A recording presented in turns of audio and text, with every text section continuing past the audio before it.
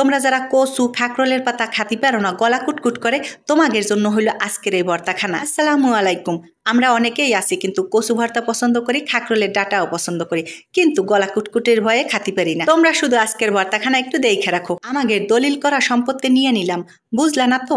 মাছের লেজ তো আমাদের জন্য দলিল করে রাখা হয়, কারণ ঘরের বউ ছাড়া তো আর লেজ কেউ খায় না। মাছখানা পোড়ার জন্য একটা চামিচের মধ্যে গাইথা নিলাম। অনেকদিন যাবত মনটায় চাইছিল একটা পোড়া আলু দিয়ে ভর্তা খাতি পারতাম, তা আজকে সেই শখখানা পূরণ করে ফেলাবো। মাছ পুড়তে পুড়তে তোমাদের একখানা কথা কই, এই যে ভর্তাটা আমি কাঁকরোলের পাতা দিয়ে করতেছি, কিন্তু তোমরা চাইলে লাউয়ের পাতা দিয়েও করতে পারো, আবার কুমড়ার পাতা দিয়েও করতে পারো। যেমাই ভাবেই করো, খাতে কিন্তু ফাইন লাগে। মাছ পোড়া কিন্তু হয়ে গেছে, আলুটা আরেকটু পোড়া পোড়া হোক। এদিকে আমি পেঁয়াজগুলো একটু মোটা মোটা করে কাইটে নিচ্ছি। এই যে সারের কুচি দাও না তোমরা, অমাই করে সাজাই নিবা, তারপর একটানে কাইটে ফেলাবা। দেখছো চোখের পলকের মধ্যে কাইটে ফেলাইছো কেমাই করে। এই লাঠি লুঠি দিয়ে কি করবো, উয়া ফেলাইয়া দিই। উয়া রাখলে বাটার সময় শুধু আশ্বাস বাজবে না, তাই ফেলাইয়া দিলাম। এত ভেজাইলে জিনিস কার রাখার মন চায় কও দি। এই দেখো আলু পুইরে একেবারে আমাদের বরদুদুর মতো কালা হয়ে গেছে।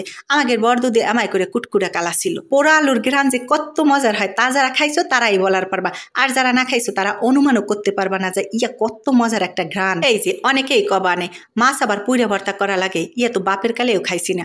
আরে বাপের কালে খাইছো না, তোমার কালে খাও, সমস্যা কি? আর মাছ পোড়ায় ভর্তা খালি সেই ফাইন লাগে যা তোমাদের তেলে ভাজায় আসবে না। উয়ার একসাথ আর ইয়ার একসাথ। মাছটা যে কি ফাইন সিদ্ধ হয়েছে তা দেখছো? মাছ থেকে কাটা বের করতে আমার ভারী আরাম লাগতেছে। সুন্দর করে কাটাগুলো বেরোইয়ে গেল। আর পোড়া যে একটা ঘ্রাণ তা তোমাদের বুঝাবার পারবো না। অবশ্যই একটু পুইরা কিন্তু এমাই করেই খাবা, আমি জামাই করে দেখাইছি। অন্যভাবে পিরিং পিরিং করে খাও, তা খাতি ভালো না লাগলে পরে আইসে তোমরা বলো তোমার মতো তো লাগলো না। জামাই জামাই দেখাবো, তেমাই তেমাই খাইলেই তো হয়। তা তোমরা একটু আইনদালি চালাকি করার যাও কিসের জন্য? ওই যে আজ আমরা মোটা করে কতগুলো পেঁয়াজ আর রসুন কাটছিলাম, ও একটু ভাইজে নিব, তা সবকিছুই ভাজা ভাজা খাবো। আবার তেলে টালতে যাবো কিসের জন্য? তেল ছাড়া সবকিছুই পোড়া পোড়া করে ভর্তা করব।